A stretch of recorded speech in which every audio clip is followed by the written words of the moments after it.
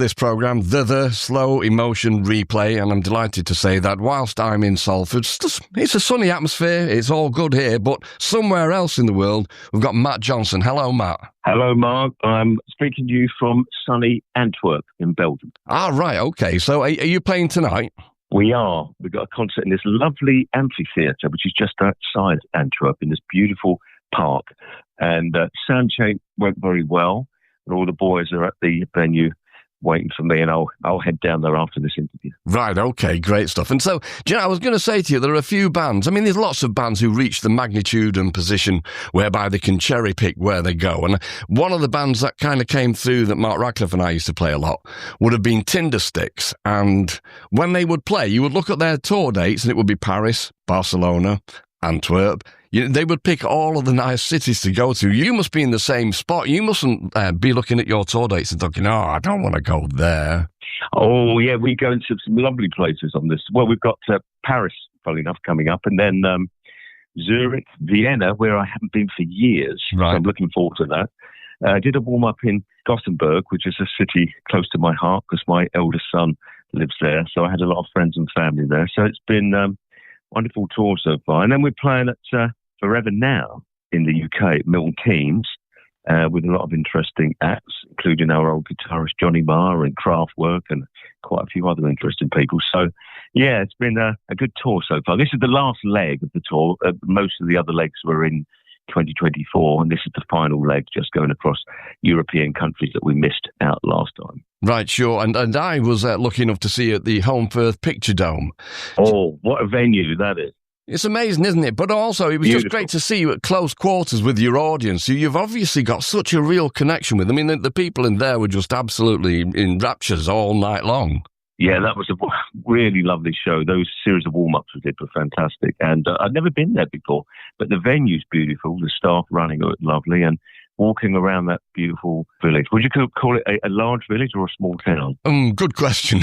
Anybody who wants to make their own mind up can watch Last of the Summer Wine, because that's where it's filmed, isn't it? I know, there's pictures of them all over the place. Of course there is. Whenever you go to Home Firth, there's always talk of keeping your eye out for somebody going down the hill in a tin bath, but it's never happened to me yet, so, you know. I was looking at your Wikipedia and realised that you're just a little bit, possibly a month or so, younger than I am. And then I also stumbled across an interview with The Quietus and The Baker's Dozen, where you choose 13 albums that mean an awful lot to you. And I realised that we kind of had the same path into music because we were the same age. And so T-Rex meant an awful lot to you, didn't they? Yes, and the first album I ever bought was Ride a White Swan by T-Rex, and it was reissued on MFP. Do you remember MFP, which was the budget label for EMI, Music for Pleasure? I do. I remember the album. I bought it myself. Oh, you did? Yeah. Well, it was a wonderful album, wasn't it? Yeah, and I got my pocket money, I went to the local co-op, and I bought that, and I loved T-Rex. I remember the first time I saw Mark Bolan would have been Top of the Pops performance where I think they played Hot Love. And he had like a glitter teardrop down his face. And I was mesmerised by him. I thought they were fantastic. And the production on their records with Visconti was so rich and juicy. Wonderful band. I was a huge fan of that. Yeah. Well, the first time I saw them, and maybe you might well be right, it could have been Hot Love, but it may well have been the Ride a White Swan performance where he did have glitter on his cheeks as well, as I remember. Oh, well, yeah, for me it was Hot Love. Right. I didn't see the Ride a White Swan performance, but I know Ride a White Swan came first, didn't it? Yeah. Great song that was. What kind of a glam kid were you? Did you go the whole hog? Did you have a Bowie cut and wear Oxford bags right up to your armpits? Yeah, well, it was a funny time, that, wasn't it, when we were teenagers, because the fashions would change so rapidly, really. You go from skinhead outfits and DMs and stay pressed and, you know, Harrington jackets, Brombies, and then you'd be getting into your Oxford bags and stack heels. Remember the old stack heels? Yeah. And then there was the crepe sole wedges, which weighed a ton, those things. And so, yeah, you know, as a teenager, I embraced a lot of those fashions with my brothers and my friends. We all dress up. My brothers and I were addicted to buying singles. And there were so many wonderful singles, and there was an explosion, really, wasn't there, of during the glam period. And you had, you know, obviously Slade and T-Rex and David Bowie, of course, but also the more popular bands like Sweet. They did a bunch of decent singles as well. And then you had the Americans like Alice Cooper, of course. And then you had the more hard rock, sort of. Hawkwind had their hit with Silver Machine. Motley Crue, Paul, the David Bowie penned, all the young dudes. There were so many great singles coming out. And then, discovering Motown and soul as well at the same time.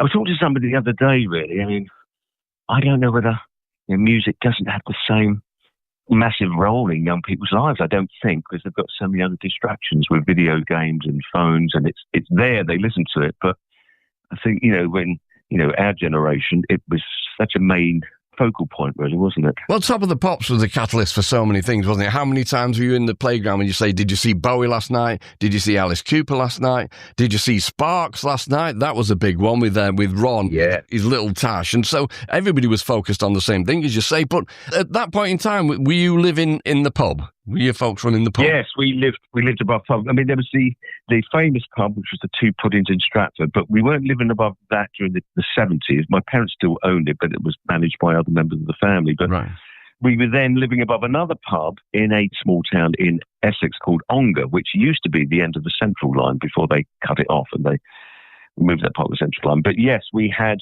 lived above the pub, and we were kind of lucky because the pub had a jukebox, and the jukebox man would come once a month and change all the records, and he would give me and my brother, as they would remove the records from the previous month, they were of no use to them, so they would give to me and my brother to supplement our already growing and quite large singles collection we were building. But yeah, it was a big part of our lives. Yeah, same here, absolutely. I just thought we kind of had a parallel universe going on, really, at that point in time, and it seems that we did.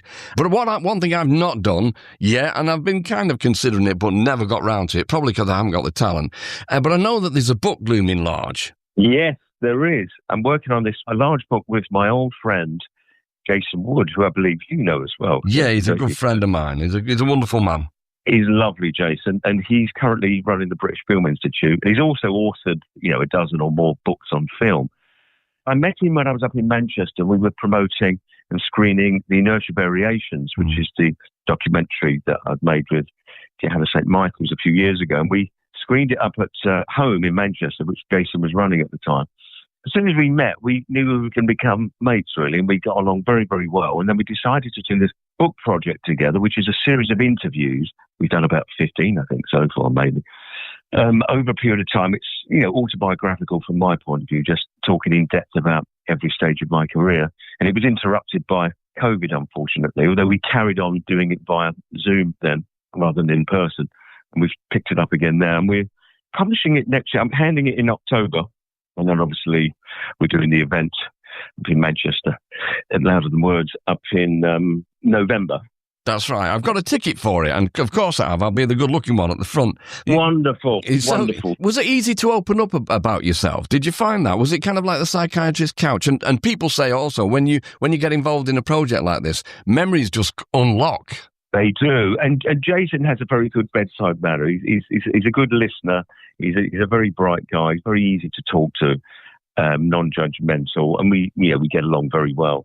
And you're right. I mean, there's the initial interviews that we did, and as I'm editing my answers going through, of course, I'm remembering things like pulling a thread. It just keeps going and going. There's all sorts of obscure memories that I thought I'd forgotten about. From those early years of childhood, but also the early years of the London scene, the post-punk London scene in the late 70s and early 80s that I was very much involved with. And the venues that are no longer there, and the little bars, the restaurants, the clubs. It's a lost world, really. London is one of those cities like New York and many other major cities that evolves quite thoroughly every few years, and it becomes a very different city. It's a city for the new generation that are living there, I suppose, but it's a city that's quite full of ghosts. But me now, you probably feel the same about Manchester. That's changing a lot, isn't it, Manchester? It changes. Every time I get on the tram, it changes from the last time I was on the tram. So, yeah, I know exactly what you mean. And so this with Jason, the Louder Than Words, it's the 15th of November at the Inside Hotel in Manchester. It's a really, really great thing, the Louder Than Words Festival. They have loads of great people. I've seen Kid Congo there and Will Sargent, all manner of people. So it's a great, great weekend. And I'm really looking forward to seeing you and Jason. Yeah, thank you. It's a real pleasure, mate. And also, thank you and the guys for recording the session for us in the first place. I'm just really, really enjoying it. And we're going to continue with it throughout the night. it was a great session. The guys there were really lovely and helpful, really made it a pleasure for us, and we really enjoyed it. And, of course, it's lovely playing again at the lovely old studio in Maida Vale. There's such history there. It's a beautiful building and a beautiful atmosphere, and thoroughly enjoyed it. And I hope you and your listeners enjoy the session as well. We are doing already, and we're just, really, really grateful to you and the band. And, well, have a great show tonight, and I will see you, if not before, most likely, I will see you at the Inside Hotel on the 15th of November. I look forward to it. Me and you will have a nice drink with Jason. We will, mate. We will. Thanks very much, Matt. You take care. And you, pal. Bye. Bye.